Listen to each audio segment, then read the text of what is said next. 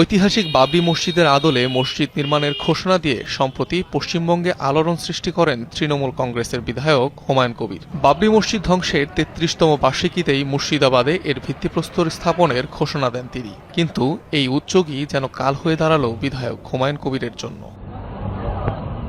বিরোধী দল তো বটেই, নিজ দলেও তোপের মুখে পড়েছেন হুমায়ুন কবির। তার এমন পদক্ষেপকে সাম্প্রদায়িক উস্কানি হিসেবে আখ্যা দিয়েছে দলেরই নেতাকর্মীরা। আর তাতে লাভবান হবে বিজেপি, এমন মত তৃণমূল কংগ্রেসের। এদিকে শৃঙ্খলা ভঙ্গের অভিযোগে প্রভাবশালী এই নেতাকে দল থেকে সাময়িকভাবে বহিষ্কার করেছে তৃণমূল কংগ্রেস।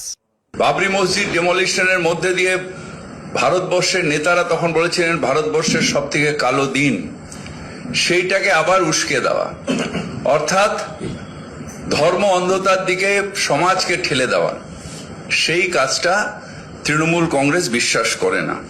দল থেকে সাময়িক বহিষ্কারের খবরে নতুন রাজনৈতিক দল গড়ার ঘোষণা দিয়েছেন হুমায়ুন কবির। ২২ ডিসেম্বর যার আত্মপ্রকাশ হবে। একই সাথে তৃণমূল কংগ্রেস স্থায়ীভাবে ছাড়ার ঘোষণাও দেন তিনি।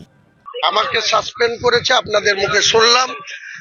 এর আগেও 2015 সালের 25শে ফেব্রুয়ারি একইভাবে তৎকালীন মহাসচিব পার্থ চট্টোপাধ্যায় বিনা নোটিশে আমাকে 6 বছরের জন্য সাসপেন্ড করেছিল। কালকেই রিজাইন দিয়ে দেবো তৃণমূল থেকে, কালকেই, এবং 22 তারিখে মুর্শিদাবাদে নিজের দলের ওপেনিং করব। এর আগেও বেশ কয়েকবার দল থেকে বহিষ্কার হয়েছেন হুমায়ুন কবির। অনিক রহমান, যমুনা নিউজ।